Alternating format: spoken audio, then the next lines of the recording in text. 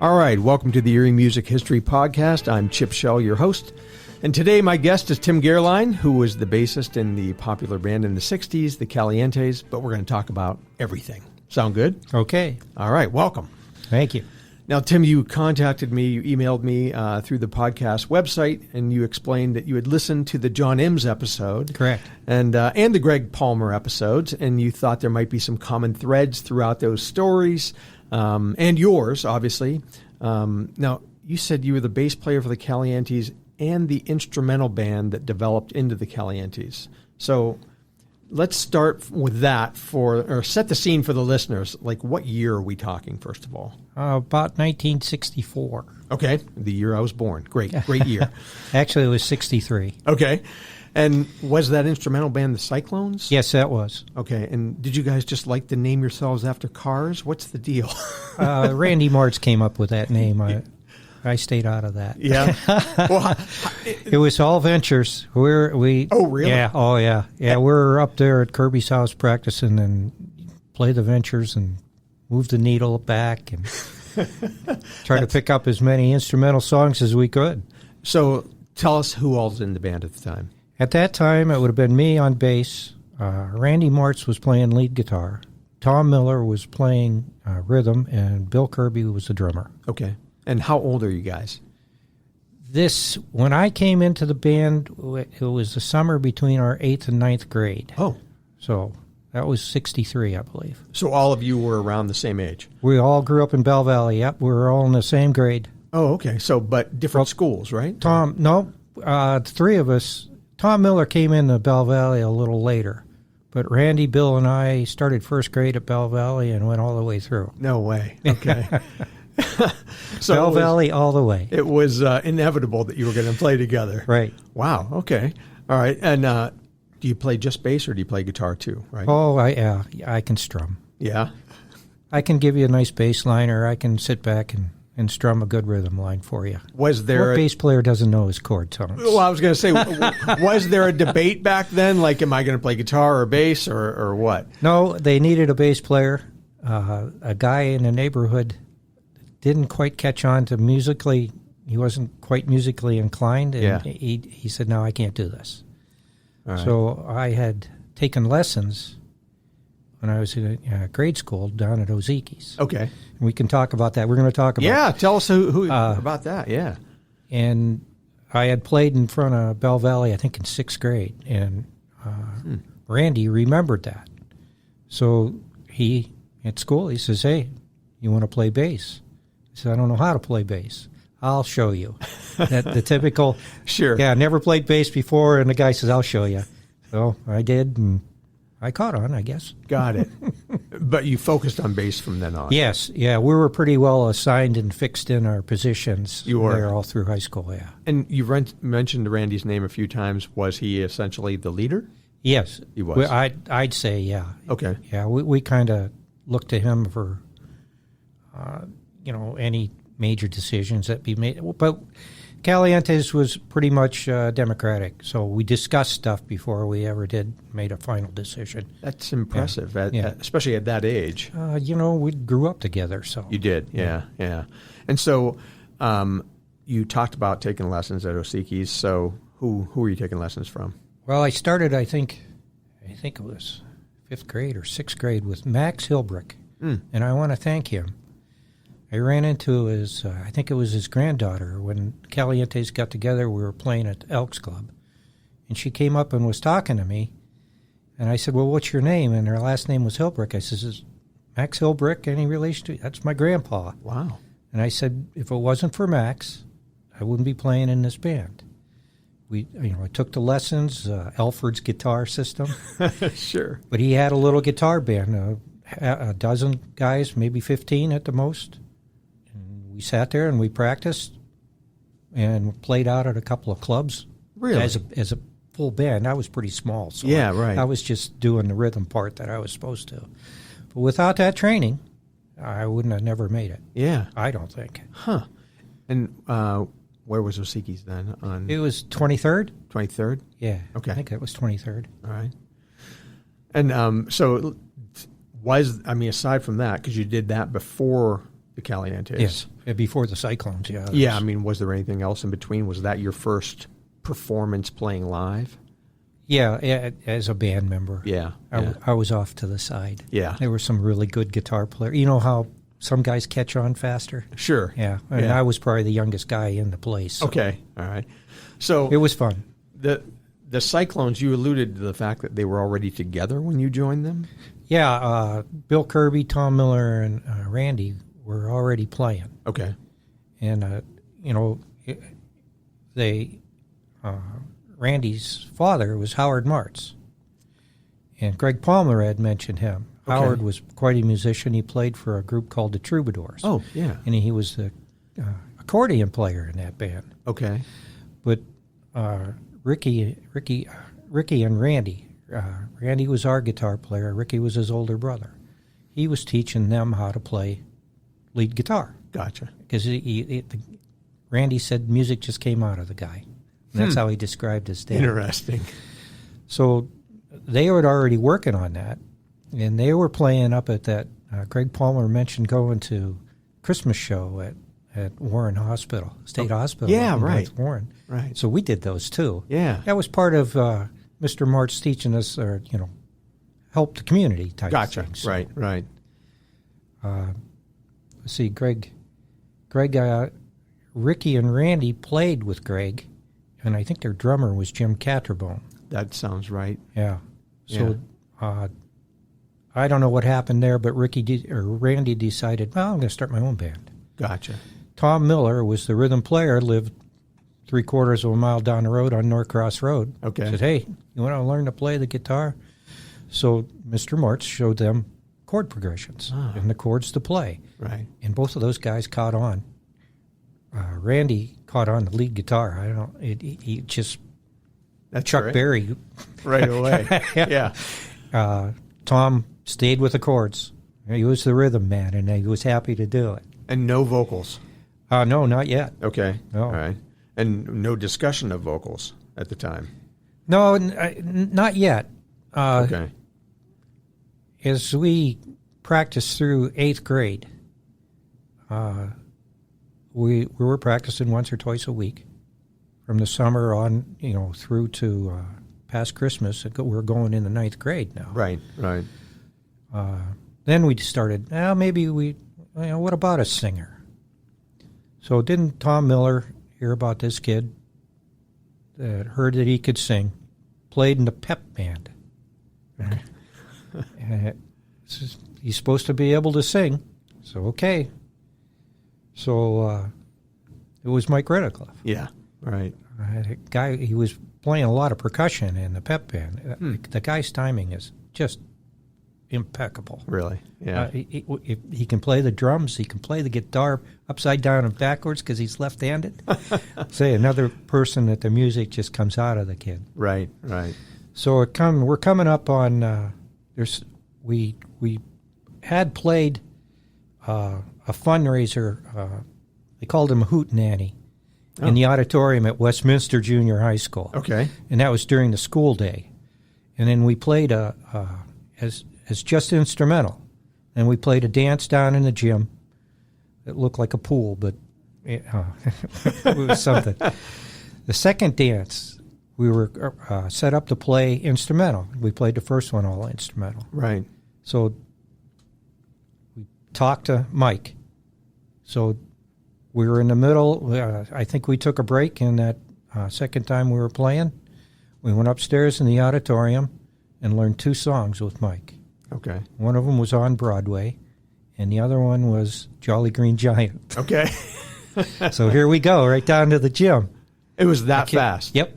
Oh my gosh. Well, we had been playing already. Yeah, right. So, they're 3-chord songs and kind of. And so you guys are in 9th grade? Yeah. Okay. So it was a St. Patty's Day dance, Okay. 1964, and that started. We weren't called the Calientes yet. That name came just a little later. Okay, so Cyclones were all instrumental until that day. Yep. Right. And why the change? We decided that we needed to expand. Since you're... Because none of us, we could sing a little backup. I meant why the change in the name. Was Was there a reason? Or? we used to play at there was a car club we used to play at their parties. They're called the Rakers. And one of them came up with the name Calientes. It was the Factory Mercury Comet Caliente. Right. Says, that's a good name. Why don't you use it? So I said, okay, so it's really named after the car. Yeah. So we got a new member. We got Mike. We get singing Perfect the Calientes now. It's amazing to me that you are 15-year-old kids, 9th grade, whatever, and you're playing for a car club, or you're playing these other places, and you're just doing instrumental stuff, and people are dancing. Oh, yeah. I mean, it's...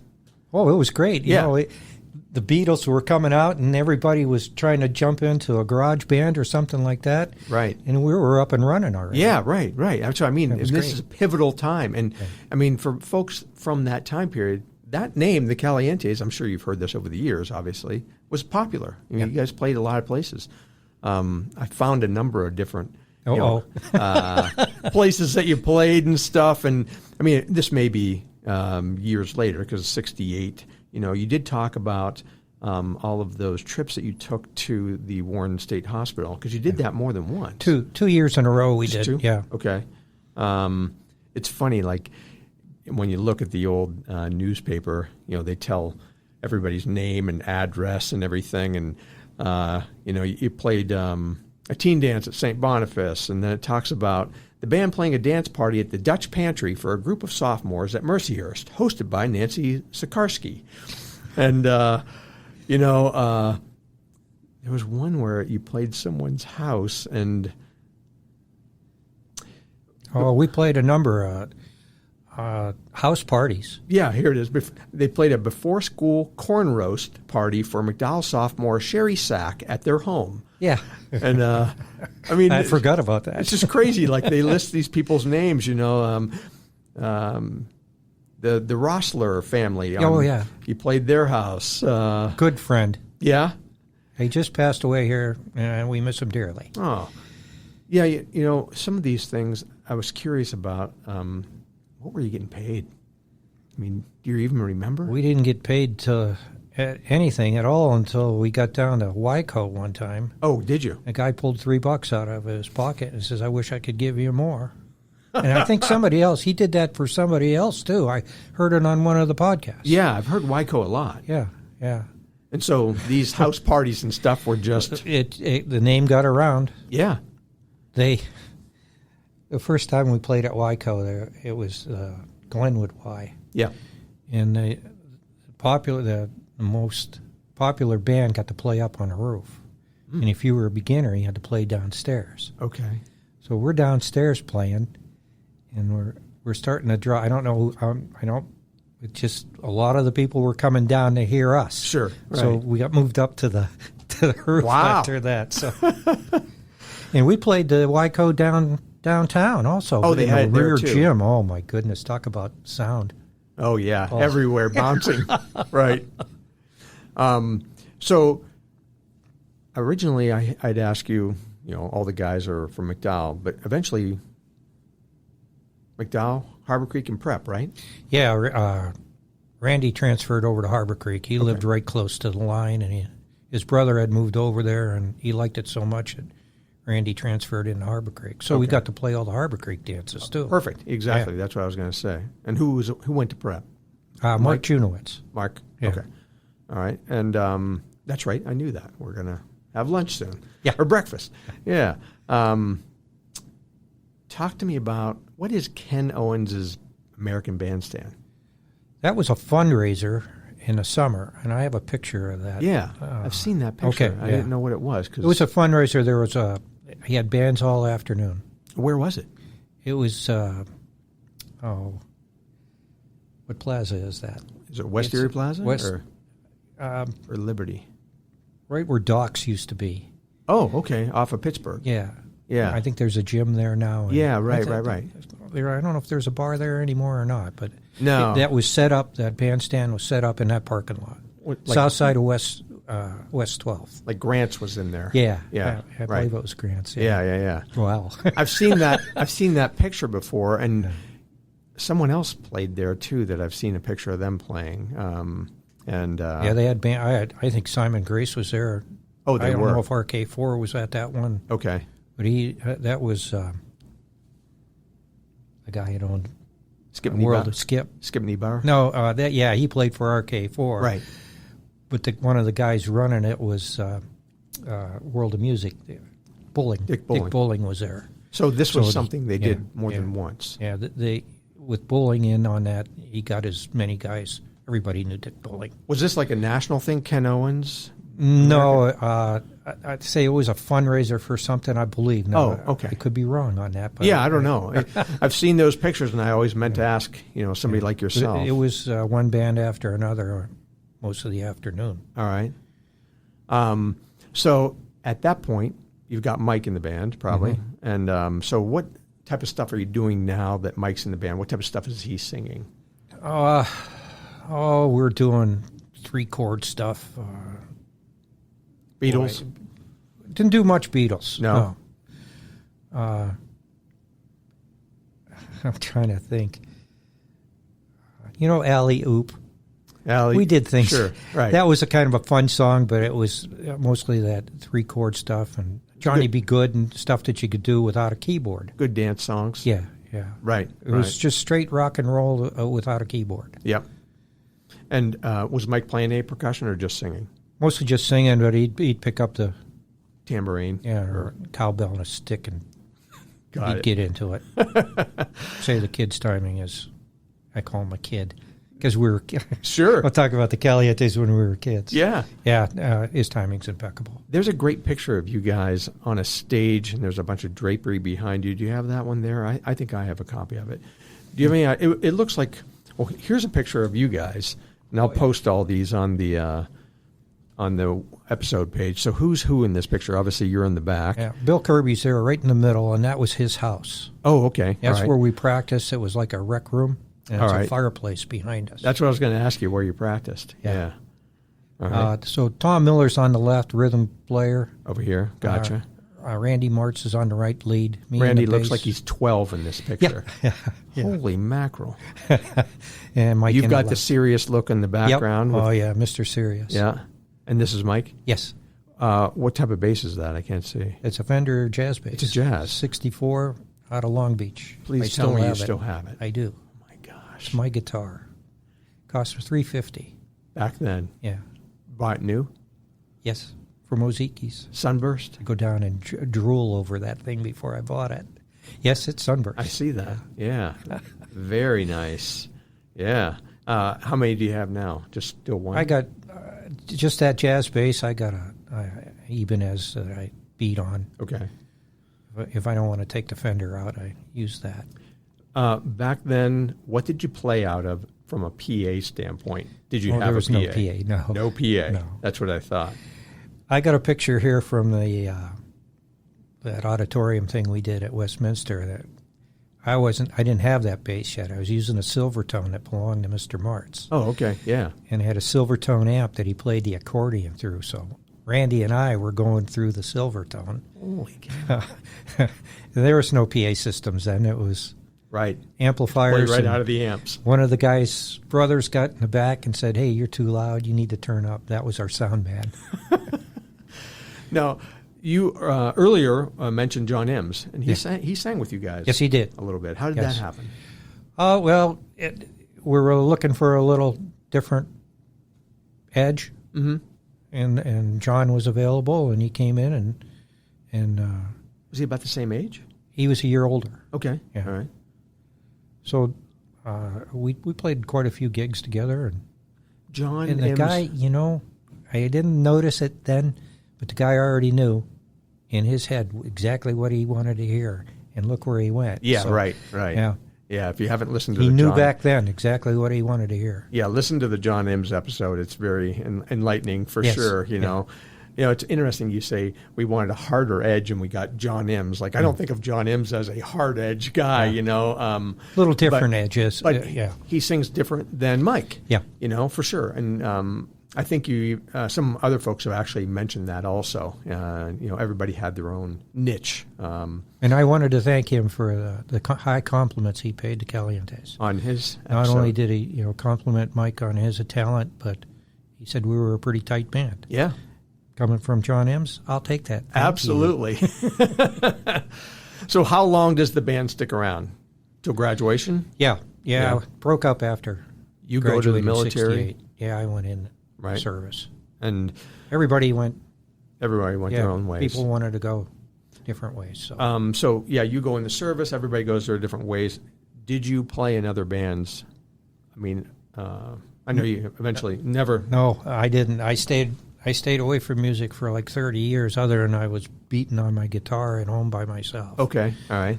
And then Just the way it worked out. And then you guys reunite. Oh, yeah, well, that's a story. Yeah, tell me about that. I went with my wife up to New York City to visit Mark Junowitz. Yeah. And Mark wanted to play. He wanted the Calientes back together. He says, "Come on, Tim, come up with an idea. I know you can do it." So my wife thought about it, and she came up with this Kansas fundraiser for the Kansas Research Fund.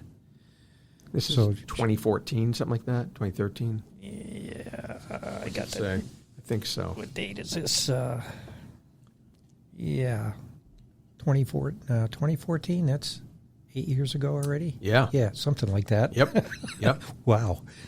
And you guys had not, aside from you seeing Mike, Hadn't seen each other? Hadn't seen each other. Okay. Well, Randy's in up above Boulder, Colorado. Okay. Tom Miller's a doctor in Washington, Seattle.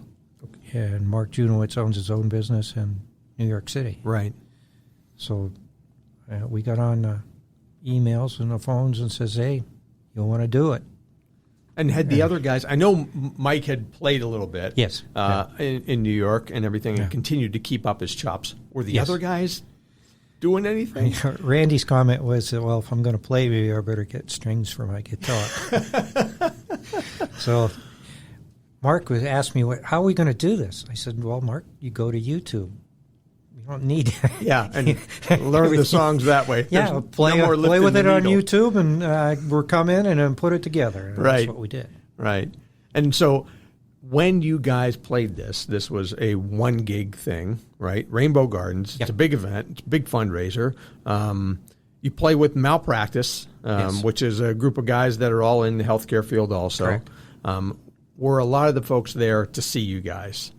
Yeah. Yeah. Oh, yeah. Yeah, I mean, well, my wife cut the tickets off at a certain number, and we sold them all. That's great. So Malpractice fans were there, and Calientes fans, and we filled the place. Yeah, I didn't mean to imply Malpractice fans weren't there, but I'm sure a lot of folks would have been there. And did you practice, rehearse? We came in 4 days before. Okay.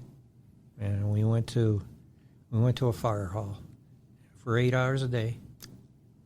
We tried to put it together as best as we could. Yeah. How'd that go? It was hard. I bet. Yeah. Yeah. And did everybody have equipment at that point? I mean, did the guys from out of town have to bring... I still have my basement amp I got my Fender jazz bass and my Fender bassman yet. Oh, geez. And the speakers haven't rotted out of it. I was going to say, the cabinet's the worst part to travel around, especially as a kid. Oh. It's still heavy. I'm sure, yeah. Still heavy.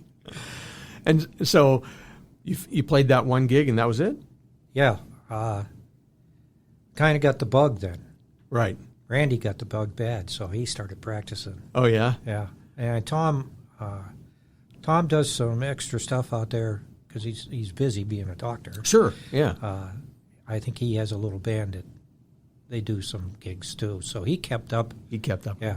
And Mike kept up with it? Yeah, well, Mike can walk in. Right. And play. He can pretty much walk in and do it. Yeah. Mark's a pretty talented musician also. Okay. And you played a little bit with the Glenwood Hillbillies. Yes. Paul Rogers, Lou Nicolia, just passed away. Yeah. Who else was in that band? Randy Bauer, chief. He was the chief. Yeah, he became right. Chief of the police. Yeah. Right. So we had a singing cop. What was that band? Because I've heard of it. Americana music. Okay. Stuff you hear from Kentucky and out of the hills. Because it was sort of around the same time, around 14, 15. Yeah. And did it? I saw pictures of you guys on a stage somewhere. I mean, you obviously played places, right? I mean, could have been downtown for Erie Days or the Irish Fest we played. Okay, all right. A couple other places like that. Did Did you stick together, or what happened? It eventually moved along. Bands I come do know. together, and They then do. other guys get itchy to go somewhere else. So Right. All right. I think Randy Bauer still plays with a couple of those guys left over, Okay. and so does Paul. Paul steps in whenever Paul Rogers steps in. The going back to when you guys were going to the North Warren State Hospital, I had a question on the one comment, or actually it was how they wrote this article in December of 1968. It says you were part of a group of performers who went to the North Warren State Hospital to perform for patients. It said that the Troubadours, which is what they called the whole thing, right? Well, Troubadours was Howard Martz's band. Or he was in that band. They had a leader. I can't think of his name. Because that's what I didn't understand. It said the Troubadours would be augmented by Erie's number one, in quotes, short hair, clean cut, talented rock and roll troupe, the Calientes, under Randy Martz. Yeah. So why would they say, why, just because he was the leader? Maybe Randy wrote that. I don't know. No, like I say, we discussed everything in the band. It was, nobody was out front. Yeah. Yeah, we were all equal, so. Right. When you reunited, did Mike sing with you? Oh, yeah. Oh, okay. Yeah. That's what I thought. At Kansas, and then we turned around and did our 50-year reunion. Oh, okay. So we did it again. Cool. We came in, we played Friday night at the Elks Club, Saturday night at the reunion. We came in Monday. Everybody came in from out of town. Yeah. We did another 8 hours. 4 days in a row, 8 Practice. hours a day. Right. Harry Honard was our drummer for those. I know Harry. And then we turned around and did the Class of 69's reunion. They asked us to come in and do, because we're a McDowell band. Sure. I mean, everybody in McDowell knew about the Calientes. Right. So, we had a lot of friends in Class of 69, and they asked us to come play, and we did. Sure. That was a blast. I That bet. was another 4 days, 8 hours a day, putting that together. And At a fire hall, you said? I was at a friend's house over on the west side. Okay. All right. And so what's next? Anything? It might be hard to do anymore. Yeah. Because it's quite an event for those guys that come in from West Coast and East Coast. So. Sure. Right.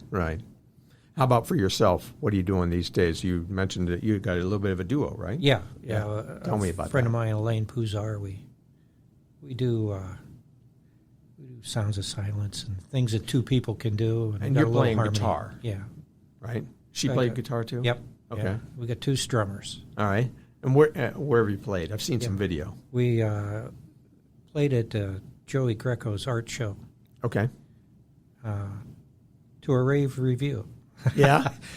Steve Tarosky said we did pretty good, so I say that's high compliments. Absolutely. Too. Yeah. So we work our harmonies and strums. Plans It's a blast, yeah. Plans to do any more? Or? Yeah. Yeah. Yeah. Cool. Yeah. All right. And when you're playing guitar, what are you playing? What Oh, a of guitar? 12-string. Oh, you're playing a 12-string. 12-string Taylor I have. Sure. Yeah. Figured make there's it only nice and two hard. of us. Yeah. Oh, yeah. Oh, why? Yeah. Sure. It kind of Go cuts from down to 4 rock strings. and roll songs because you can't stretch those strings. I bet. Yeah. Doing a lot of birds. And, yeah. Yeah. Gotcha. All right. Well, what have we missed? Anything? Have we covered the evolution of the Calientes? You have some great pictures for us. There's around 67 or 66, a young man from Franklin, Pennsylvania, went out. He heard about us, so he went to one of our gigs somewhere. We used to play Meadville, too. We played the White Elephants in Meadville and Erie. Were you? And you're still not getting paid? Oh, we got paid for those. Okay. All right. Yeah. Good. Yeah. And the White Elephant, people should know, that was a popular chain of like restaurant / bar, and they'd have semi-national acts playing at them and everything. So And the one at 15th and Peninsula was a Chatterbox when we played. correct. Right. Yeah. It was a young adult nightclub. Yeah. There was no alcohol. It's now Chet Alex Motorsports or whatever. Yeah. Right. But this Gary Sisney from Franklin heard about us, and he came out to hear us, and he approached us and said that they have a summer dance at the Franklin Club all summer long, once a month, I think it was. You want to come down and play? Oh, well, okay. Yeah, we'll try that. Nice place. We got to know as many kids at Franklin as we did everywhere else. So he got us jobs at, it was a Lions Club, I think in Oil City was a Lions Club. They had summer dances, we played that.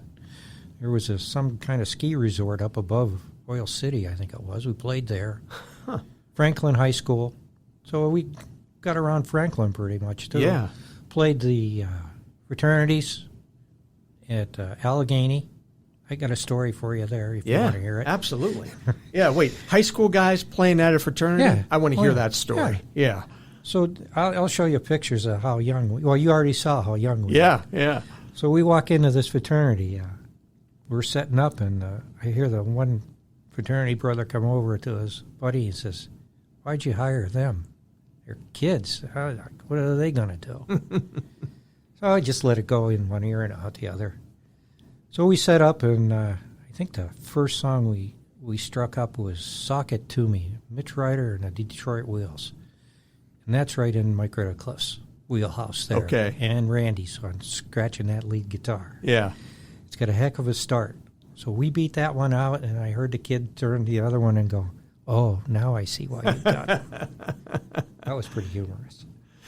Any, I always like to ask, what's your favorite crazy story or unfortunate story of a gig, or any bad things that happened, great things that happened, opened for special people?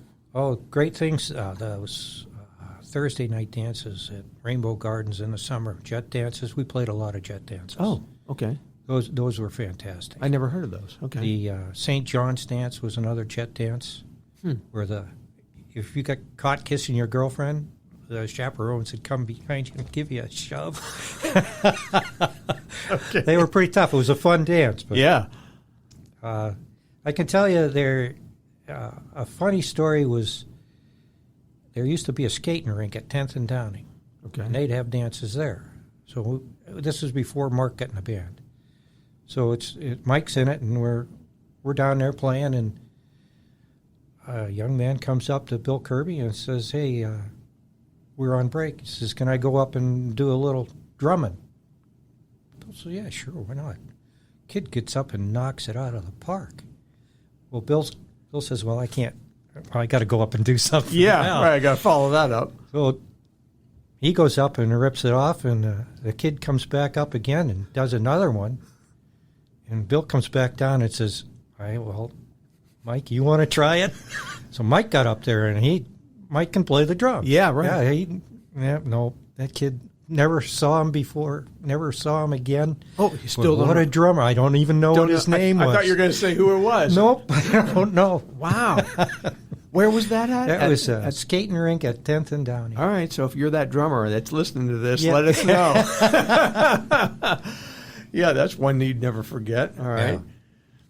But no horror stories, no bad gigs? No, not too much. Nothing I want to tell. All right. That's fair enough. All right. And you brought me some pictures. Oh, yeah. All right. So we'll get those posted. Okay. Anything else in your packet here that you want to go over? Oh, we did the name. I'd like to shout out that, a lot of the guys on the podcast named Basil Ranzitti as their teacher and mentor or whatever. Yeah. Sure. For Randy and Tom, Howard Martz was their mentor, and that's what started it. Gotcha. So, we're always eternally thankful to Howard for sharing his musical talent with me. Yeah. With us. And I said Max Hilbrick was my teacher at Ozeki's, and Charles Foy was I sang in boys choir and mixed choir at Westminster. Okay. And he was a professional, so you did music when you were singing for him. Yeah. He's passed away, but I'd like to thank him too. Yeah. He was an influence. Bill Kirby's father played sax back in his day. Oh. So through that, he knew Flip Bellotti. Oh, okay. He wanted Bill to play sax, and Bill said, no, drums. So Bill was studying under Flip Bellotti. He was a tough teacher. Yeah, that's what I hear. Yeah. That's what everybody tells me. I don't remember those stories, but he made Bill work out. And Bill, he was practicing before he went in for a lesson, for sure. I heard a few sticks were thrown. Yeah. Mark studied under 3 instructors, he told me. I got his... Hold on a second. That's all right. Yeah. His classical teacher was a man named Frederick Kromus, which is strictly classical. Okay. And Mark likes to say that he was playing golf. He was quite a golfer at prep. And he was playing so much golf, he had some calluses on his hand. And this instructor said, if you're going to play classical music, you can't have those calluses. You should quit golf. And that was it. That was it for that. So much for classical music. Yeah. Well, he was already in the Calientes, so right. we were up and running. Right. You were a short hair, clean cut rock and roll band. Got the suits on to prove them in the pictures. What was the deal with the suits? I saw those. Like, how did that? I mean, back then you just had to all dress alike, right? We were dressing alike. Yeah. I mean, was it taking your moms and having them pick this stuff out? I mean, where did you get all that stuff back then? I mean, I don't even think of that as a musician you had to have today. a suit, so we tried to get them fairly matching on the suits. Yeah. We had these mohair sweaters that was kind of a disaster that we all wore. A little hot sometimes? Yeah. Played at Gannon one time, hottest place I ever played, down in the gym. I was wringing that thing out by the end of the first set. It was right at the end of the semester, spring semester. Okay. And it was like 80 degrees outside. Great. Hot. Great. Yeah. That was one of the hottest ones that I can remember. Well, the thing to do then was, for us anyway, is the bands dressed alike. Yeah, right. So they knew you were in the band. Right. A little different when you joined the Glenwood Hillbillies. Yeah. All right. Well, good. Well, let's wrap it up there. Okay. All right. Thanks for being my guest today, Tim Gehrlein of the Calientes. Check out the website for all of the episode. On the episode page, there'll be all these pictures that Tim has brought me. So for that, I'm Chip Shell, and that is the Erie Music History Podcast for this week. Thanks. Thank you. Thanks for listening, and special thanks to the JPT Foundation for sponsoring the podcast and for letting us use their events hall once a month for our free music night featuring the Fabulous Leftovers. They're a band of longtime Erie musicians who play for an hour and then are followed by 2 hours of an open mic. All the proceeds for the event go to the Second Harvest Food Bank. The music nights are held the first Tuesday of the month from 6 to 9 at the Events Hall, which is located on West 38th Street in the plaza right next to Our Lady of Peace Church. If you like the podcast and would like to help me out, because this is not a money-making endeavor for me, you can contribute a few bucks via Venmo or Patreon. Just go to the Erie Music History Podcast website for the links.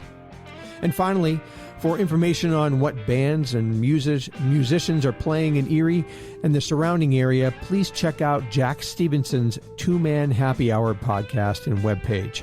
Jack gives you all the details you need each week on who is playing where. That's Two-Man Happy Hour podcast. So I'm Chip Shell, and I thank you again for listening to the Erie Music History Podcast.